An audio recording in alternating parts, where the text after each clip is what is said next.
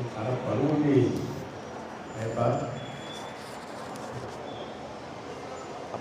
అప్పుస్వామి. భారత్ మాతాకి నరేంద్ర మోడీ గారి నాయకత్వం, చంద్రబాబు నాయుడు గారి నాయకత్వం, పవన్ కళ్యాణ్ గారి నాయకత్వం వెనకల నుంచి రావట్లా. కూటమి ఐక్యత. మిత్రులారా, చాలా సంతోషం. ఇవాళ మన కూటమి ప్రభుత్వం ఏర్పాటైన తర్వాత 2 సంవత్సరాల తర్వాత మరొకసారి నిరంతరం కలుస్తున్నట్టుగానే ఇవాళ అందరం కలవడం. ఈ 2 సంవత్సరాల్లో చంద్రబాబు నాయుడు గారి నాయకత్వంలో, పవన్ కళ్యాణ్ గారి నాయకత్వంలో ఆంధ్రప్రదేశ్లో ఒక విధ్వంసం తర్వాత, ఒక తుఫాను తర్వాత ఒక ప్రశాంత వాతావరణం తీసుకొచ్చి గతంలో పాలకులు మర్చిపోయిన అభివృద్ధిని, సంక్షేమాన్ని మళ్ళీ గాడిలో పెట్టి ఇవాళ 2 సంవత్సరాలు పూర్తయిన సందర్భంగా ఒక ప్రగతి నివేదిక, ఇటువంటి పరిస్థితుల్లో అధికారంలోకి వచ్చాం కానీ ఇంత పెద్ద ఎత్తున అభివృద్ధిని, సంక్షేమాన్ని చేసి చూపించాం అని మేము ముందు పెట్టడం కోసం ఇవాళ రాష్ట్ర ముఖ్యమంత్రి చంద్రబాబు నాయుడు గారు ఇచ్చిన ఆదేశాల మేరకు మనం రాష్ట్ర స్థాయిలో, జిల్లా స్థాయిలో, అదేవిధంగా నియోజకవర్గ స్థాయిలో కూడా సమావేశాలు నిర్వహించుకుంటున్నాం. గతంలో మీ అందరికీ తెలుసు, ఒక్కసారి ఒక్క ఛాన్స్ అని చెప్పి, నేను రాజకీయాల్లో విమర్శల గురించే చెప్పట్లా, ఒక్క ఛాన్స్ అని చెప్పి దాని తర్వాత మనకి ఎక్కడైనా నాయకులు కనిపించారా? బయటికి రావాలంటే పర్దాలు కట్టుకొని రావాలా, లేదంటే బ్యారికేడ్లు వేసుకొని రావాలా? కానీ ప్రజా అభివృద్ధి పట్ల, రాష్ట్ర అభివృద్ధి పట్ల, ప్రజా సంక్షేమం పట్ల చిత్తశుద్ధి కలిగిన కూటమి నాయకత్వం వాళ్ళ రాష్ట్రంలో 2 సంవత్సరాలు పూర్తయిన సందర్భంగా ప్రజల వద్దకు వెళ్ళి ఒక నివేదిక రూపంలో 2 సంవత్సరాల్లో ఏం చేశాం, ఎన్నికల సందర్భం ఏం హామీలు ఇచ్చాం, దాదాపు 90% హామీలు నెరవేర్చేశాం, ఒక 10% హామీలు 1-6 మిగిలిన వాటిని ఎందుకు నెరవేర్చలేకపోయాం, ఏ సమయం లోపల నెరవేరుస్తాం, ఇవని హామీని ఎంత పెద్ద ఎత్తున నెరవేర్చాం, ఈ దేశ చరిత్రలో ఏ రాష్ట్రం కూడా చూడని విధంగా అభివృద్ధి కార్యక్రమాలని ఆంధ్రప్రదేశ్లో ఏ రకంగా చేపట్టాం, ఇవాళ ప్రపంచం, దేశం నుంచి కాకుండా ప్రపంచం నుంచే పెట్టుబడులు తీసుకొచ్చి పరిశ్రమలను స్థాపించి మన ప్రాంతంలో చదువుకున్న యువతకి ఉద్యోగ ఉపాధి అవకాశాలు కలిగిస్తున్నాం. ఆ గతంలో ఆగిపోయిన అనేక పథకాలని, సబ్సిడీ పథకాలని మళ్ళీ ప్రారంభించి ఇవాళ రైతాంగానికి ఏ రకంగా భూతంగా నిలబడుస్తున్నాం. ఇంతకుముందు డ్యాములు కొట్టుకుపోతా ఉంటే ఇవాళ కొత్తగా డ్యాములు కట్టే ప్రభుత్వాన్ని మనం తీసుకొచ్చాం. ఇవన్నీ ప్రజల దగ్గరికి వెళ్ళి, అయ్యా మీరు మమ్మల్ని ఆశీర్వదించారు, 2 సంవత్సరాల్లో మేము చేశాం, ఇంకా ఇవి చెయ్యబోతామని చెప్పి నివేదిక రూపంలో ఇవ్వడానికి మేము ముందుకు వచ్చాం. మిత్రులారా, ఇవాళ ఒక మంచి దినం కానీ ఒక చీకటి రోజు కూడా. చాలామందికి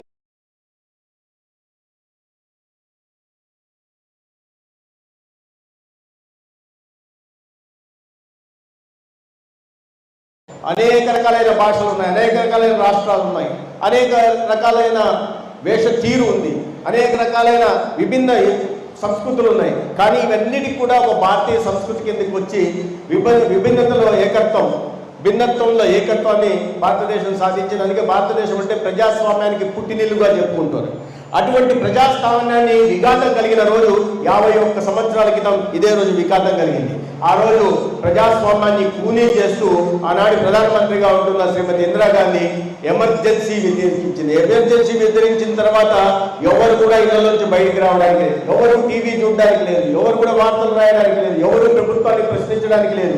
అటువంటి చీకటి రోజులను తీసుకొచ్చి ప్రజలను జీవించే హక్కును అందించి, మీడియా గొంతు నొక్కేసి, సెన్సార్షిప్ విధించి, జాతీయవాదులందరికీ దేశం గురించి, ప్రజల గురించి, ప్రజా సమస్యల గురించి నేతృత్వాన్ని ప్రశ్నించిన వారిని అందరినీ లక్షల మందికి పైగా జైళ్లలో పెట్టారు. ఆనాడు విలేకరిగా బహుశా ఓపిరెడ్డి అన్న ఉన్నారు. లక్షల మంది మహానాయకులుగా మీరు ఈరోజు దేశంలో ఉంటున్న పెద్ద పెద్ద నాయకులందరినీ కూడా ఆనాడు ఎటువంటి కారణం లేకుండా, ఎటువంటి విచారణ లేకుండా సంవత్సరాల పాటు జైల్లో వస్తే ఒక పెద్ద ఎత్తున ప్రజా ఉద్యమం వెల్లువెత్తి, నేను మహానీయులను, నన్ను మించిన వాళ్ళు లేరంటున్న శ్రీమతి ఇందిరాగాంధీ ప్రభుత్వాన్ని జనతా పార్టీ నాయకత్వంలో భూస్థాపితం చేసిన రోజు అది. ఎమర్జెన్సీ విధించింది 51 సంవత్సరాల క్రితం 2 సంవత్సరాల తర్వాత ఆమె అధికారాన్ని కోల్పోయి ఇవాళ ఎందుకు గుర్తు చేసుకోవాల్సిన అవసరం ఉంది. ఇవాళ ఆ పార్టీకి సంబంధించిన వాళ్ళు లేదా ఆ పార్టీలోంచి బయటకు వచ్చి పిల్ల పార్టీలుగా పిల్ల కాంగ్రెస్గా అధికారంలోకి వచ్చి మన రాష్ట్రంలో ప్రజాస్వామ్యాన్ని గొంతు నొక్కి మీరు బీసీలని నడి రోడ్డు మీద కాల్ చేసి ఎస్సీల్ని చంపేసి డోర్ డెలివరీలు చేసి అందరినీ అన్ని రకాలుగా అన్ని వర్గాల్ని హింసించిన వాళ్ళు ఇవాళ ప్రజాస్వామ్యం ఏమైపోతుంది అని వచనాలు పలుకుతుంటే దయ్యాలు వేదాలు వల్లించినట్టుగా ఉంది. ఇవాళ శాంతి పద్ధతులు లోపించాయని వీళ్ళు మాట్లాడుతుంటే ఎంత హాస్యాస్పదంగా ఉంటుందంటే ఎంత ఆస్పాదంగా ఉందంటే ఒక రాక్షసుడు భస్మాసురుడు లాంటి రాక్షసుడు వచ్చేసి నీతి సూత్రాలు చెప్తే ఎలా ఉంటుందో మనం అందరం చూస్తున్నాం. అట్లాంటి వాళ్ళు ఉన్నారు, వాటిలో పొందొచ్చుకోవాలి. 12 సంవత్సరాల్లో మనం 12 సంవత్సరాలుగా ప్రతి సంవత్సరం ప్రజల దగ్గరికి వెళ్ళి ఏం చేశామని చెప్పగలుగుతున్నాం.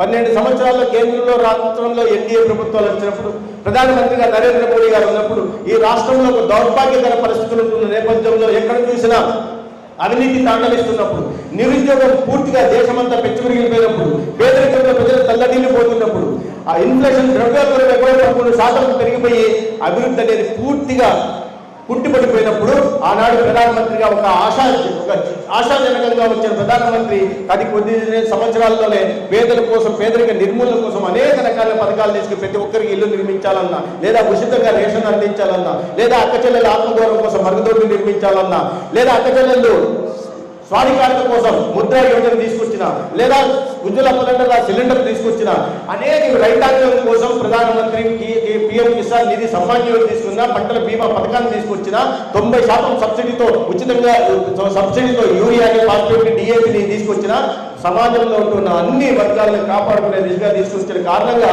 ఈ 10 సంవత్సరాల్లో 25 కోట్ల మంది పేదరికం నుంచి మన దేశంలో బయటకు వచ్చారని నేను చెప్పడంలా ఇంటర్నేషనల్ మానిటరీ ఫండ్ చెప్తాను. 25 కోట్ల మంది ప్రజలు బయటకు వచ్చారు. అనేక పథకాలు బీమా పథకాలు తీసుకొచ్చిన కారణంగా లేదంటే అటల్ పెన్షన్ తీసుకొచ్చిన కారణంగా లేకపోతే సోదరులు మనకి పెద్ద ఎత్తున రుణాలు ఇచ్చిన కారణంగా అనేక సంక్షేమ పథకాల కారణంగా ఈ సోషల్ సెక్యూరిటీ కవరేజ్ ప్రజలు 19% ఉంటే అది కాస్త 65%కి ఈ 10 సంవత్సరాల్లో పోయిందని చెప్పి అది కూడా నేను చెప్పడంలా ఇంటర్నేషనల్ లేబర్ ఆర్గనైజేషన్ చెప్తుంది.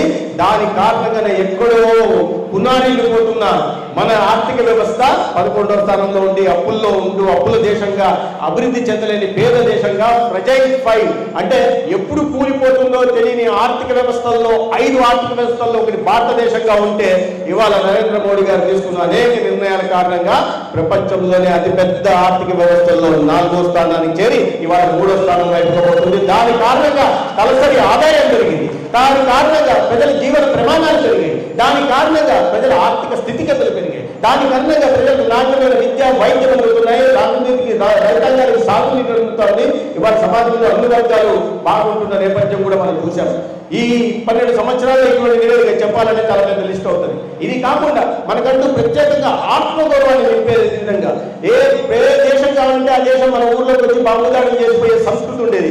ఇవాళ 12 సంవత్సరాల్లో ఎక్కడ కూడా బాంబు దాడుల సంఘటనలు జరగమే కాకుండా 1/6 కాశ్మీర్ ప్రాంతంలో ఏదన్నా జరిగినా ఆ దేశాన్ని ఎవరైతే ఈ ఉగ్రవాదం దానికి పాల్పడిందో ఆ దేశంలో భూభాగంలో చేరబడి వారి ఉగ్రవాద శిబిరాన్ని ధ్వంసం చేసి ప్రపంచానికి ఒక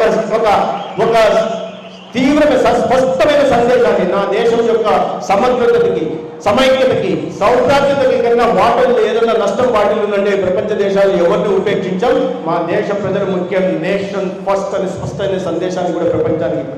ఈ రకంగా ఉంటున్న పరిస్థితుల్లో మన రాష్ట్రంలో కూడా 2014-19 మధ్య చంద్రబాబు నాయుడు గారు ముఖ్యమంత్రిగా అటు మన నరేంద్ర మోడీ గారు ప్రధానమంత్రిగా ఉన్నప్పుడు అనేక రకాలైన పథకాలు మన రాష్ట్రానికి వచ్చాయి. అది పోలవరం కావచ్చు, లేదా ఎలక్ట్రానిక్ మ్యానుఫ్యాక్చరింగ్ క్లస్టర్లు కావచ్చు, లేకుంటే మన ప్రతి చోట అనేక ప్రతిష్టాత్మక విద్యా సంస్థలు కావచ్చు, ఈ అనేక సంస్థలు వస్తూ ఇవాళ సబ్సిడీ అందుతూ ఇవాళ పెద్ద ఎత్తున పేదలకు ఇళ్ల నిర్మాణం జరుగుతూ ఉంటే ఆ తర్వాత 5 ఏళ్ల తర్వాత మీకు తెలుసు 2019 తర్వాత ఏమైంది జరిగిందో. కరోనా వైరస్ వచ్చింది. అదే సమయంలో మన రాష్ట్రానికి కూడా ఒక వైరస్ వచ్చింది. ఆ వైరస్ పేరు మన రాష్ట్రానికి కూడా ఒక వైరస్ వచ్చింది. పాపం 2014-19 మధ్య చంద్రబాబు నాయుడు ఉన్నప్పుడు ఇల్లు వచ్చాయి, మరుగుదొడ్లు వచ్చాయి, గ్రామీణ ప్రాంతంలో సబ్సిడీలు వచ్చాయి, అక్క చెల్లెళ్ళకు ముద్ర రుణాలు వచ్చాయి, లేక జన్ధన్ అకౌంట్లు వచ్చాయి, లేకపోతే మెప్పా కింద రుణాలు వచ్చాయి, లేకపోతే రైతాంగానికి అకౌంట్లో నిధులు వచ్చాయి, లేదా సాగునీరు వచ్చేవి. ఇవన్నీ అన్ని రకాల యువకులు చదువుకోవడానికి ఉద్యోగాలు వచ్చేవి. ఈ రకంగా ఉన్న పరిస్థితుల్లో 2019-14 తర్వాత కూడా రాష్ట్రానికి చాలా వచ్చాయి. ఏమయ్యా వచ్చాయి అంటే కత్తులు వచ్చాయి, పొడవలు వచ్చాయి, గొడ్డళ్ళు వచ్చాయి. గొడ్డలి కారణంగా గుండె పోటులు వచ్చాయి, బూతు పురాణాలు వచ్చాయి, అక్క అమ్మ అని వాడే కొత్త సంస్కృతి వచ్చింది. అంటే మంచిగా అమ్మ అక్క అని మనం మాట్లాడుతుంటే నీ అక్క నీ అమ్మ అనే సంస్కృతి రాష్ట్రానికి తీసుకొచ్చి ఉత్తుత్తి బట్టలు వచ్చాయి, దౌర్జన్యాలు వచ్చాయి, నడి రోడ్డు మీద బీసీలను నరికేయడాలు వచ్చాయి, ఎస్సీని హత్య చేసి ఇంటికి డోర్ డెలివరీ చేసే సంస్కృతి వచ్చింది. సమాజంలో ప్రతి ఒక్కరిని పీడించి చెప్పుకొచ్చే రాక్షస మనస్తత్వం ఈ రాష్ట్రానికి వచ్చింది. ఎక్కడ ఖాళీ స్థలం కనిపిస్తే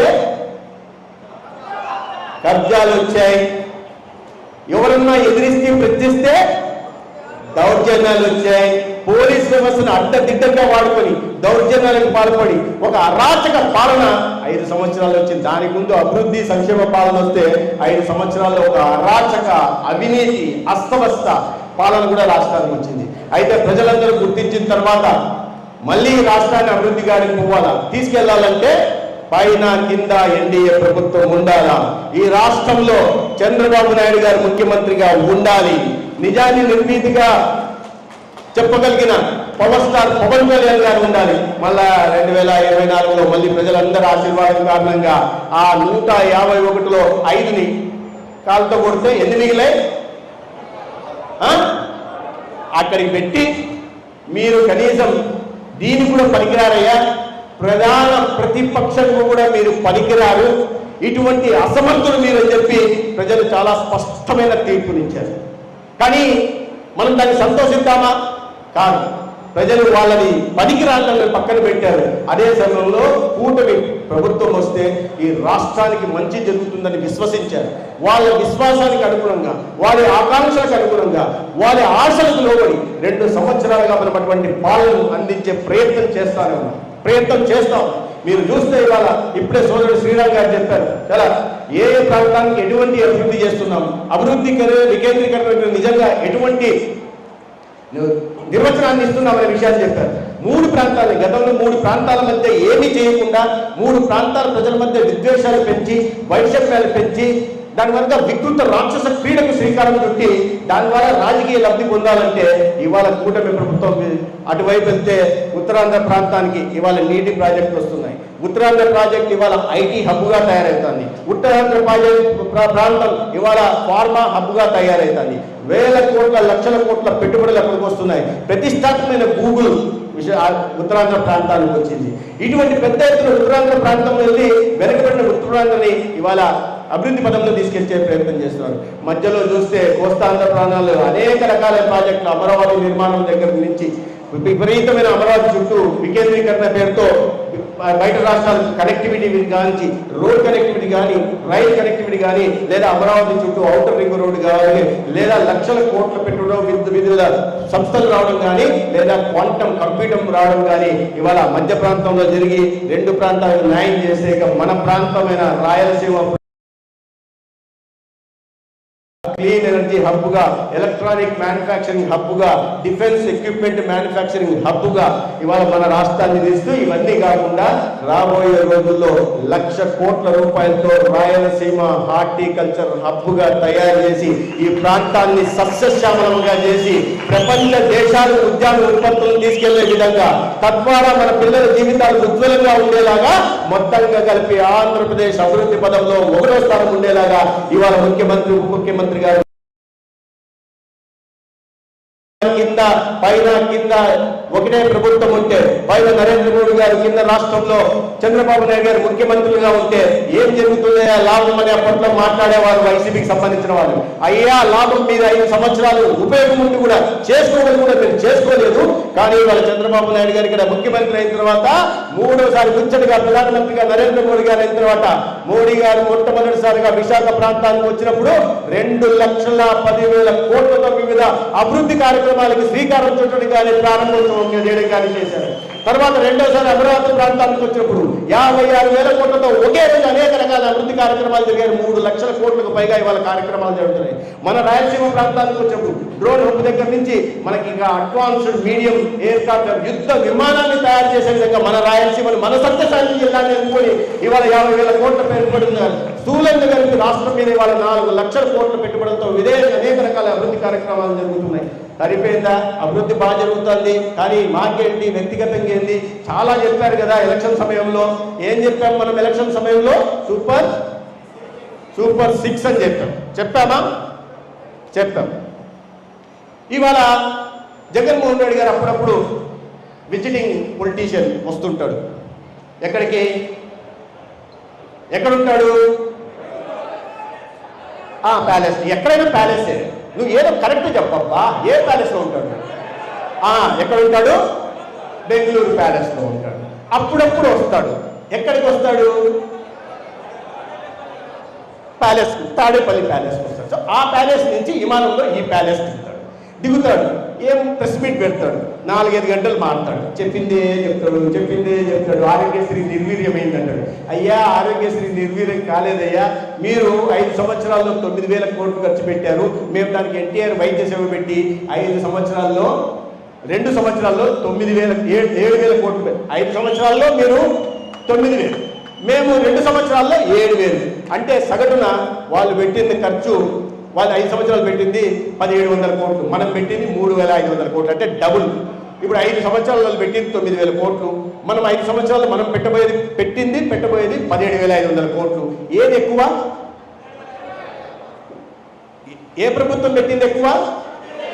అది గట్టిగా చెప్పాలి. లెక్కలు చాలా వీక్ ఉన్నట్టుంది.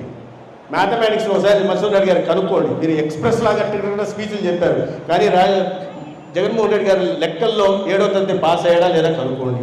10వ తరగతి పాస్ అయ్యాడా. ఇంకో లెక్క చెప్తా. లబ్ధిదారులు మన రిలీవ్ చేసే ప్రజలకు అందట్లా, పాపం ప్రాణాలు పుట్టల్లాగా రాలిపోతున్నారు, చనిపోతున్నారు. అంటే నేను చూసే ఏంద్రా అని. అయ్యా తీయండి అయ్యా. 5 సంవత్సరాల్లో ఆరోగ్యశ్రీ కారణంగా లబ్ధిదారులు ఎంతమందికి లబ్ధి జరిగింది? పేదలకు తీస్తే 41 లక్షల మందికి. బాగుందయా, చాలా పెద్ద సంఖ్య. 41 లక్షల మందికి అంటే సగటున 8,20,000 మందికి లబ్ధి జరిగింది. మంచిది, బాగుంది. మరి జగన్మోహన్ రెడ్డి గారు ఎందుకు నిర్వీర్యం అయిపోయిందంటే మన లెక్క తీయండి అన్న. 2 సంవత్సరాల్లో 29 లక్షల మందికి, అంటే సంవత్సరానికి 14.5 లక్షల మందికి. మీ సమయంలో 8 లక్షల మంది లబ్ధిదారులు ఉంటే సంవత్సరానికి, మా సమయంలో 14.5 లక్షలు ఉంటే నిర్వీర్యం అయిపోయింది. పాపం దీంట్లో కూడా లెక్కలు రావు. ఇప్పుడు చెప్పండి, సంవత్సరానికి 8 లక్షల కోట్లు ఎక్కువ, 14.5 లక్షల కోట్లు ఎక్కువ? గట్టి చెప్పాలి, నాకు వినిపించండి. ఈరోజు ఎక్కడున్నాడో మహానుభావుడు, ఏ ప్యాలెస్లో ఉన్నాడో వినిపించాలి కదా. లేదంటే ఇక్కడ ఉన్న వాళ్ళన్నా పాపం వినిపిస్తే పోయి చెప్పొస్తారు. ఇది అంటే నేననేది ఏంటంటే, మీరు అసత్య ప్రచారాలు ఎందుకు చేస్తున్నారు? సరే, సూపర్ 6 ఒక్కటి అమలు చేయాలి. నేను ఇవాళ మీడియా ఉంది, మన కూటమి కార్యకర్తలు ఉన్నారు, ప్రజలు ఉన్నారు. నేను అడుగుతున్నాను, మనం చెప్పింది మొట్టమొదటి హామీ ఏంటంటే పెన్షన్లు ఇస్తామని చెప్పాం. ఇస్తామన్నామా? 3,000 నుంచి 4,000 చేస్తామన్నాం. 3,000 నుంచి 4,000 చేయడానికి వెంటనే చేస్తామన్నాం. వెంటనే చేసామా లేదా? గతంలో వాళ్ళు మర్చిపోయారు. 2,000 నుంచి 3,000 చేయడానికి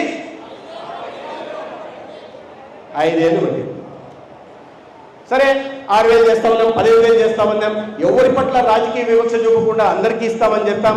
ఇవాళ 68 లక్షల మందికి సంవత్సరానికి 33,000 కోట్ల సామాజిక పెన్షన్ని ప్రతి నెల 1వ తేదీ అందిస్తున్నాం. మన కూటమి కార్యకర్తలందరూ కూడా పోయి దాంట్లో పాల్గొంటున్నారు. ఒకవేళ పొరపాటున 1వ తేదీ ఆదివారం వస్తే ఎప్పుడు అందిస్తున్నాం? ఒకరోజు ముందు అందిస్తున్నాం. ఒకరోజు ముందు ఇంటి దగ్గరికి వెళ్ళి తలుపు కట్టి, అక్క, అవ్వ, తాత పెన్షన్ తీసుకోవా, మళ్ళీ రేపు ఆదివారం మేము కూడా టైంకు రాకపోతే ఇబ్బంది పడతామని. సూపర్ 6 అమలైందా లేదా? నారా లోకేష్ గారు చెప్పారు, తల్లికి వందనం ఇస్తా అన్నాడు. ఆయన కూడా చెప్పాడు. ఎవరు? దానికి ముందు కూడా తల్లికి వందనం ఇస్తా అన్నాడు. ఎంతమంది ఉంటే అంతమందికి ఇస్తా అన్నాడు. మళ్ళీ వచ్చి నేను ఎంతమందికి ఇస్తా అంటే నాకు లెక్కలు నీకు ఎంతమంది అంటే తెలియదు. నేను ఎంతమంది అంటే అంతమంది అంటే నేను ఒకరే అనుకున్నా. నాకు మా నాయన మా తాత అదే నేర్పించినారు కాబట్టి నేను ఒకరికే ఇస్తా అన్న. ప్రజలు ఏదో లేరా ఏదో అని పోలే ఆ మాత్రమన్నా ఇస్తా అన్నాడు. లేదని ఏమన్నా అడిగితే అది కూడా కట్ చేస్తా అంటాడు, అడిగినోడిని జైల్లో పెడతా అంటాడని పాపం ప్రజలు అడగలేకపోయారు. రాజకీయ పార్టీలకు అడిగాము, ఒకరికే ఇచ్చాడు.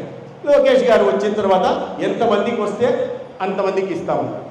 ఇవాళ మళ్ళా 68 లక్షల మంది తల్లులకి 10,000 కోట్లతో ఇవాళ తల్లికి వందనం కింద ప్రతి ఒక్కరికి అకౌంట్లో సంవత్సరం విద్యా సంవత్సరం మొదలవుతూనే అకౌంట్లోకి వేస్తున్నాము. ఒకరుంటే ఒకరు, ఇద్దరుంటే ఇద్దరు, ముగ్గురుంటే ముగ్గురు, కొంతమంది ఇంట్లో 7 మంది కూడా ఉన్నారు. 7 మంది పిల్లలు కూడా వేస్తున్నాం. మీరు ప్రజల మధ్య తిరుగుతూ ఉంటారు. మిగతా కార్యకర్తల్లా కాకుండా మన కూటమి కార్యకర్తలు ప్రజల మధ్య తిరుగుతూ ఉంటారు. ప్రజల మధ్య తిరిగినప్పుడు ఎవరన్నా మాకు 4 పిల్లలు ఉన్నారు ఒకరికే వస్తుందని ఎక్కడన్నా చెప్పారా? మీరు ఎక్కడన్నా ఒకేలా నిజంగా ఉంటే చెప్పండి, నేను నారా లోకేష్ గారికి చెప్పాలా? లేదు 3 మంది పిల్లలు ఒకరికే వస్తుందని ఎక్కడన్నా చెప్పారా? వాళ్ళకి మాత్రం కనిపించట్లే. వేస్తామన్నారు వేయట్లేదు, వేస్తామన్నారు వేయట్లేదు. వాళ్ళకేంటంటే గతంలో ఉత్తుత్తి బటన్లు నొక్కుని అలవాటైంది.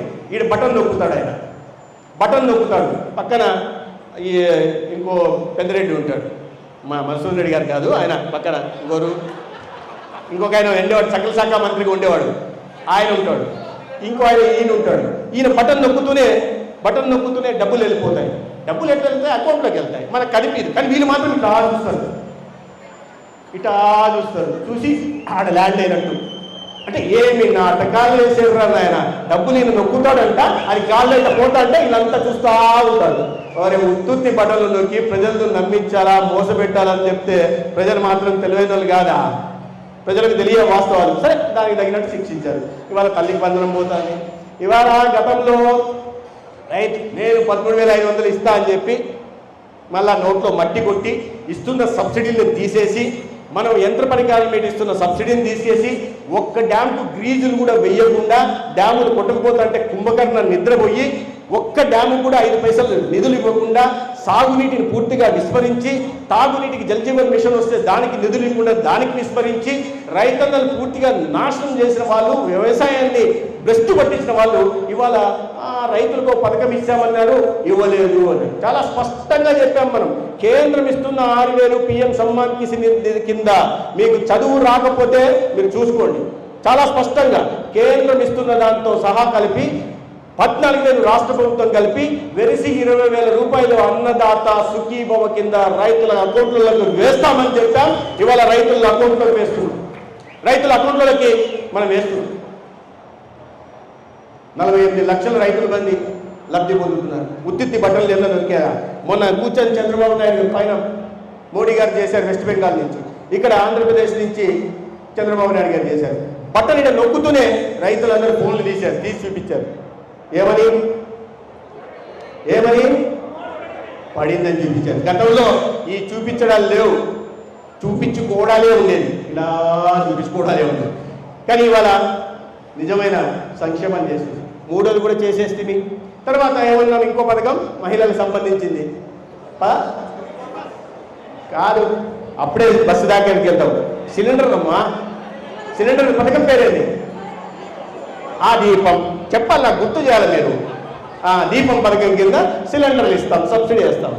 ఇవాళ కోట్ల మందికి అక్కడ కూర్చొని పవన్ కళ్యాణ్ గారి ఆదేశాల మేరకు ఆ శాఖ సంబంధిత శాఖ మంత్రి నాదెళ్ల మనోహర్ గారు మీరు ఏ టైంకి చెప్పామో క్యాలెండర్, ఆ టైంకి నేరుగా దీపం పథకం కింద సబ్సిడీని అకౌంట్లోకి వేసేస్తాను. మీరు పంట సేకరణ చేస్తే 48 గంటల్లో వేస్తారని చెప్పి 24 గంటల్లోనే రైతుల అకౌంట్లోకి వేస్తారు. ఇటువంటి చిత్తశుద్ధి కలిగిన ప్రభుత్వం, అది కూడా అయిపోయింది. ఇంకా ఏంటి, మీరు సూపర్ 6లో 4 అయిపోయినాయి. ఇంకేంటి, ఉచిత బస్సు చెప్పారు. అరే ఎవరైనా ఉచిత బస్సు చేయాలంటే ఇవాళ రాష్ట్రంలో ఆర్థిక వ్యవస్థ దివాళా తీసింది.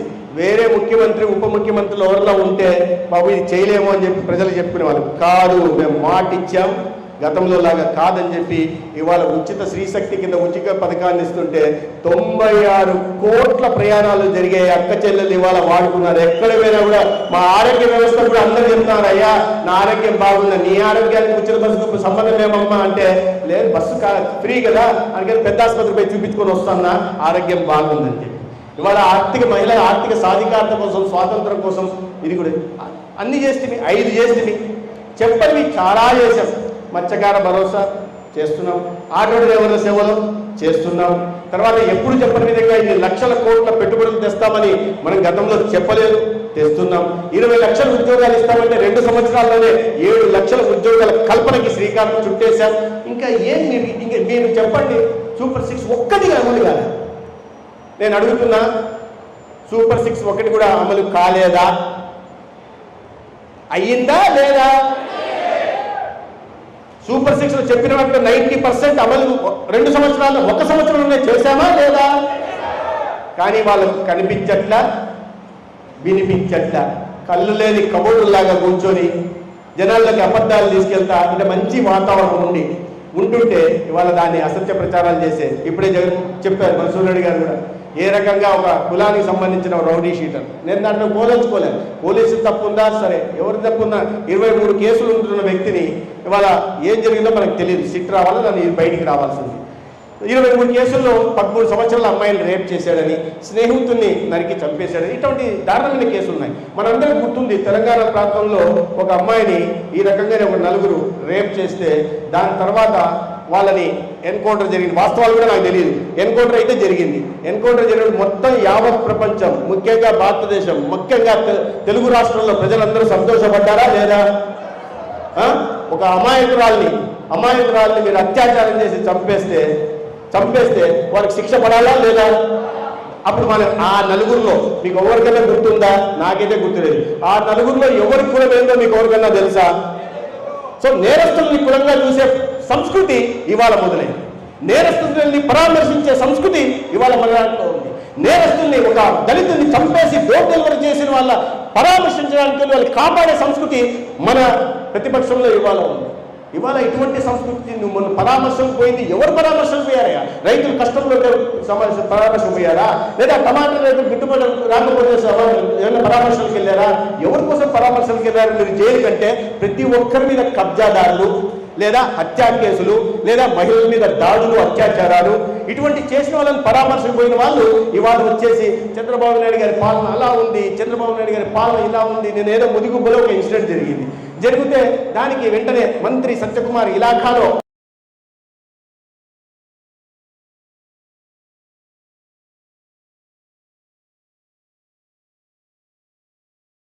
వాళ్ళు చేస్తే పవన్ కళ్యాణ్ గారు కారణం. అంటే ఇటువంటి విష సంస్కృతి కులాన్ని, అంటే వీళ్ళకి వాళ్ళ మీద నాయకత్వం మీద నమ్మకం లేదు, వాళ్ళు చేస్తున్న పని మీద నమ్మకం లేదు, వాళ్ళు మళ్ళా మంచి చేయగలమని ప్రజలు విశ్వసిస్తారనే నమ్మకం లేదు. కాబట్టి మళ్ళీ అధికారంలోకి వస్తాము, 15 సంవత్సరాల పాటు మళ్ళీ దగ్గరలో కూడా రామన్న విషయం కూడా వాళ్ళకు స్పష్టత ఉంది. కాబట్టి ఇవాళ కులాల మధ్య, ప్రాంతాల మధ్య గొడవలు పెట్టుకుంటా పోతుంటే మనం దాంట్లో పోము. మనం మాత్రం చెప్పిన మాటలు చేసుకుంటూ ప్రజల దగ్గరికి వెళ్ళి మళ్ళీ వాళ్ళ ప్రగతి నివేదిక ఇచ్చి వాళ్ళ ఆశీర్వాదాన్ని, ధర్మవరంలో కూడా మనం ఎన్నికల సందర్భంలో అనేక విషయాలు చెప్పిన విషయాలు, దేశంలో ఒకటే ఒక క్లస్టర్ వస్తే మనం ధర్మవరాన్ని తెచ్చాము. మెడికల్ కాలేజ్ ఇస్తా ఉన్నాం.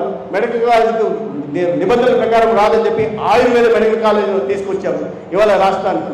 ఇవన్నీ కాకుండా 1692 కోట్ల అభివృద్ధి కార్యక్రమాల్ని, సంక్షేమ, దీంట్లో 250 కోట్లు అదనంగా పెన్షన్ల మీదే మనం సంవత్సరానికి 250 కోట్లు సామాజిక పెన్షన్లు ఇస్తున్నాం. 153 కోట్లు విద్యుత్ పనుల కోసం చేశాం. 121 కోట్లు మున్సిపాలిటీలో అనేక రకాల అభివృద్ధి కార్యక్రమం కానీ, డీసెంటింగ్ కానీ, ఇతరత్ర రోడ్ల నిర్మాణం కానీ చేస్తున్నాం. 47 కోట్లు మనం గ్రామాల ప్రాంతాల్లో రహదారి పవన్ కళ్యాణ్ గారి సంస్థ మంత్రిత్వ శాఖ నుంచి ఇవాళ రోడ్లలో పల్లె పండుగ తీసుకొచ్చి సీసీ రోడ్లు నిర్మించుకుంటున్నాం. ఈ రకంగా అనేక రకాలైన కార్యక్రమాలు పెద్ద లిస్ట్ ఉంది ఏమేమి చేసామని. ఇవన్నీ కాకుండా మళ్ళీ మనం సిఎస్ఆర్ కింద కానీ, లేదా ఎన్జిఓ ద్వారా కానీ పిల్లలకు సైకిల్ ఇవ్వడం కానీ, లేదా ఉచితంగా కంటి పరీక్షలు, శస్త్రచికిత్సలు ఖరీదైనవి చేయించడం కానీ, లేదా డయాలసిస్ సెంటర్ తీసుకోవడంలో కానీ, లేదా మన ఆసుపత్రికి ఎక్విప్మెంట్ తీసుకోవడంలో కానీ, ఇవాళ అనేక రకాలైన కార్యక్రమాలు కూటమి ప్రభుత్వం కార్యకర్తలు చేశారు. దీంట్లో సంపూర్ణంగా నేను ఎక్కడో బయట ఉండి ఆరోగ్య శాఖలు తిరుగుతా ఉంటే ఇక్కడ ప్రతిరోజు విషయాన్ని, ఈ ఊర్లో మన గ్రామాలు ఎలా 30 సంవత్సరాల నుంచి కట్టకట్టాల మోటమర రోడ్డు అడుగుతుంటే ఎవరు వెయ్యాలన్నా అని పడ్డాను శ్రీరంగా చెప్పారు. ఇవాళ ఆ రోడ్డు పడిందో లేదో గ్రామస్తులు మీరు వెళ్ళి అడగండి. పచ్చాపురం తాండాకి ఎప్పటి నుంచో 50 స్వాతంత్రం వచ్చినప్పటి నుంచి రోడ్డు లేదు. ఎప్పటి నుంచి అడుగుతున్నారు వాళ్ళు లేదని చెప్పి కూటమి నాయకత్వం మన దృష్టికి తీసుకొస్తే ఇవాళ 1,10,00,000తో ఒక అద్భుతమైన రోడ్డు పత్యాపురం తాండాకి పోయిందో లేదో మీరు అందరూ ఒకసారి అడిగి తెలుసుకోండి. అనేక గ్రామాల్లో మీరు ఎక్కడ చూసినా ఈ చుట్టుపక్కల ఉంటున్న ఉప్పునేసినపల్లి దగ్గర నుంచి, చిగిజర్ల దగ్గర నుంచి, చింతలపల్లి దగ్గర నుంచి, వసంతపురం దగ్గర నుంచి, కడపల్లి దగ్గర నుంచి, మోటుమర్రి దగ్గర నుంచి, అదేవిధంగా కట్టెకోట ఎక్కడ వచ్చిన రహదారుల నిర్మాణం, తాడిమర్రిలో కూడా నిడిగల్లు కానీ నిడిగల్లు తీసుకున్న లేదు నాసిపల్లి రహదారుల నిర్మాణం పెద్ద ఎత్తున ఇవాళ జరుగుతూ ఉంది. ఈ దానికోసమే 56 కోట్ల దాకా మనం ఇవాళ పెట్టాం. అందరినీ ప్రాజెక్టు కోసం 56 కోట్లతో అదనంగా 14 కిలోమీటర్లని ఇవి చేసుకున్నాం. ఎప్పుడూ లేని విధంగా హెచ్ఎల్సీ నుంచి మన ప్రాంతానికి నీరు తీసుకొచ్చి ఇవాళ చెరువులు నింపుకునే ప్రయత్నం చేస్తున్నాం. ఇంకా సమస్య ఉంది, ఇంకా నేర్చుకుంటాం. అదేవిధంగా హెచ్ఎన్ఎస్ఎస్ నుంచి హెచ్ఎల్సీని అనుసంధానం చేసి ఆ ప్రాంతంలో సాగునీటి కొరత లేకుండా చేయడమే కాకుండా రాబోయే ఒక పక్క ప్రణాళికతో వెళ్తుందాం. చిత్రావతి దగ్గర నుంచి వాటర్ లిఫ్ట్ చేసి హెచ్ఎల్సీకి ఇచ్చే విధంగా రాబోయే రోజుల్లో మన ధర్మవరం ప్రాంతంలో రైతులకి నీటి కష్టాలు లేకుండా ఒక సస్యశ్యామల ప్రాంతంగా చట్టం కక్షలు కార్పణ్యాలు కాదు, దౌర్జన్యాలు దాడులు కాదు, ప్రజల్లో వైషమ్యాలు విద్వేషాలు కాదు, ప్రజల్లో ఒక మంచి సాంఘిక వాతావరణాన్ని నెలకొల్పుతాం. ధర్మవరం నియోజకవర్గంలో ఒక రాష్ట్రంలో ఒక ఆదర్శవంత నియోజకవర్గాన్ని నిలబెడతామని చెప్తాం. దానికోసం నేను కానీ సోదరుడు శ్రీరామ్ గారు కానీ లేకపోతే మధుసూదన్ రెడ్డి గారు కానీ ఇదే దిశలో కూటమి కార్యకర్తల సహకారంతో చేస్తా ఉన్నాం. నేను ఈ సందర్భంగా మరొకసారి ఇవన్నీ మనం ఏమన్నా చేయగలుగుతున్నాం ధర్మవరం నియోజకవర్గంలో అంటే దానికి ప్రధాన కారణం కార్యకర్తలే అని చెప్పాల్సింది. దీంట్లో ఎటువంటి అనుమానం దాని కారణంగానే మనకి అవకాశం వచ్చింది. ఆనాడు నేను వచ్చినప్పుడు మొట్టమొదటిగా స్వాగతం పలికిన సోదరుడు శ్రీరామ్ గారికి నేను ఎప్పుడు కూడా గుర్తున్నప్పుడు అదే పరంగా వచ్చిన తర్వాత తనకు సీటు రాకపోయినా కూడా ఆ మనసులో బాధ పెడుతుంది, నా దగ్గరకు వచ్చి నాకు సీటు రాలేదు అని మన తర్వాత ఏదైతే కూటమి ప్రభుత్వం ఇచ్చింది నీ వెంటనే నడుస్తా పనిచేస్తా అని చెప్పి ఇద్దరు నాయకులు తెలుగుదేశం పార్టీ కార్యకర్తల్ని జనసేన కార్యకర్తల విశ్వాసాన్ని నింపి మన అతిథి వచ్చాడు, మనం ఇక్కడి నుంచి గెలిపించుకోవాలని చెప్పిన కారణంగా కూటమి కార్యకర్తలను కలిసికట్టి పనిచేస్తే ఇవాళ ఇవాళ మళ్ళా మొదలవుతున్నాయి. మెల్లమెల్లగా ఇన్నాళ్ళు కలుపుల్లో ఉన్నారు, మెల్లగా వచ్చి సోషల్ మీడియాలో పెడుతున్నారు. మధుసూదన్ రెడ్డి గారిని చంపేస్తాం, నెక్స్ట్ బర్త్డేకి ఉండనీయం. ఎవడరా వాళ్ళు చంపేది? నెక్స్ట్ బర్త్డే చేసుకొని కూడా ఏ శక్తి రాపగలిగేది? ఆడెవడ తప్పని చెప్పండి. ఏదో మెత్తగా కనిపిస్తున్నాం, అభివృద్ధి మీద దృష్టి పెడతాం, మిగతా విషయాలు పట్టించుకోం, ఎన్నికలప్పుడు చూసుకుందామని చెప్పాం. అట్టగాదు మీకు ఎన్నికల దాకా నాకు వెయిట్ చేయను, నాకు ఇప్పుడే కావాలంటే ఇప్పుడే ఇచ్చేస్తాం, ఇప్పుడే కావాలంటే ఇప్పుడే ఎలా వద్దాం. మంచిగా పోండి, చేసుకోండి, ఇవన్నీ చట్టపరంగా ఏం యాక్షన్ తీసుకోవాలో తీసుకుంటాం. కలుగుల్లో ఉండండి, హాలిడేలకు పోండి, సినిమా హాల్తో తిరగండి, లేదు అంటే విదేశాల్లో తిరగండి, దోచుకున్న డబ్బంతా బాగా ఉంది కాబట్టి అంతా చేయండి. కానీ వచ్చి సోషల్ మీడియాలో అక్క చెల్లి అమ్మ అక్క మాట్లాడడం, ఇంట్లో వాళ్ళని దూషించడం, ఇంకోటి చేస్తే మాత్రం ఇంకా మామూలు ఉండదు. పర్యావరణాలు కూడా అంతే ఉంటాయి. 3 ఏళ్ళు ఆగుతారా? లేదు ఇప్పుడే కావాలా చెప్పండి, ఇప్పుడే ఇద్దామా? దసరా సినిమాలో మళ్ళీ పాట పాడి ఇవ్వగలం, అదేం పెద్ద సమస్య కాదు. ఏమి లెజెండ్ ఎప్పటికప్పటికి ఇచ్చేయాలండి, లేకుంటే బలిసిపోతారు. బలిసిపోతే ఆ బలుపు తగ్గిద్దాం లెజెండ్, అదేమి బలుపు తగ్గిద్దాం. మిత్రులారా, ఇవాళ ఈ కార్యక్రమం సందర్భంగా ఇంతమంది కార్యకర్తలు చిన్న సమాచారంతోనే 2-3 రోజుల క్రితమే అనుకున్నప్పటికీ కూడా వచ్చి ఓపికగా 8 గంటల పాటు 9:30కే ప్రాంగణంలోకి వచ్చేశారు. ఉండి కూటమి నాయకత్వాన్ని, వాళ్ళు చెప్పుతున్న మాటల్ని, అదేవిధంగా రాష్ట్రంలో 2 సంవత్సరాల్లో మనం చేస్తున్న అభివృద్ధిని, అదేవిధంగా దేశంలో నరేంద్ర మోడీ గారు చేస్తున్న అభివృద్ధిని, తద్వారా ప్రజల్లో, సమాజంలో, రాష్ట్రాల్లో వస్తున్న అభివృద్ధి గురించి మనం మాట్లాడుకున్న సందర్భంగా ఇవాళ మీ అందరికీ ధన్యవాదాలు తెలియజేసుకుంటూ, ఇది 15 ఏళ్ళ పాటు కొనసాగాల, అభివృద్ధి ఫలాలు ప్రతి ఒక్కరికి అందాలంటే మనమందరం కార్యకర్తలము, ప్రజలకి ప్రభుత్వానికి మధ్య వార్తగా పనిచేయాల్సి వచ్చింది. వాడోడో వచ్చి సూపర్ 6 అందట్లేదు అంటే చెప్పాల్సిన బాధ్యత మన మీద ఉందా లేదా? తల్లికి వందనం పోతుందని చెప్పాల్సిన బాధ్యత ఉందా లేదా? అన్నదాత సుఖీభావ కారణంగా రైతులు సంతోషంగా ఉన్నారని చెప్పాలన్నా వద్దా? సామాజిక పెన్షన్ల కారణంగా అక్క అవ్వ దివ్యాంగులంతా కూడా సంతృప్తికరంగా ఉన్నారని చెప్పాలా వద్దా? ఇటువంటి సంతృప్తికర వాతావరణం ఉన్నప్పుడు, అన్ని బాగుంటున్నప్పుడు కొంతమందికి కడుపు ఉబ్బరం ఉంటుంది. కడుపు ఉబ్బరం ఉంటుంది. అది కూడా ఏ పని చేయడానికైతే ఇంకాస్త ఉబ్బరం ఉంటుంది. ఆ ఉబ్బరాన్ని తగ్గించాలంటే మనమందరం కార్యకర్తలు నిరంతరం క్షేత్రస్థాయిలో ఉంటూ జరుగుతున్న పనుల్ని జరగబోయే పనుల్ని కూడా ప్రజల సమక్షంలోకి తీసుకెళ్ళాలి. ఆ దిశగా మనం అందరం కలిసికట్టుగా పనిచేస్తామని తెలియజేసుకుంటూ భారత్ మాతా కీ, నరేంద్ర మోడీ గారి నాయకత్వం, చంద్రబాబు నాయుడు గారి నాయకత్వం, పవన్ కళ్యాణ్ గారి నాయకత్వం.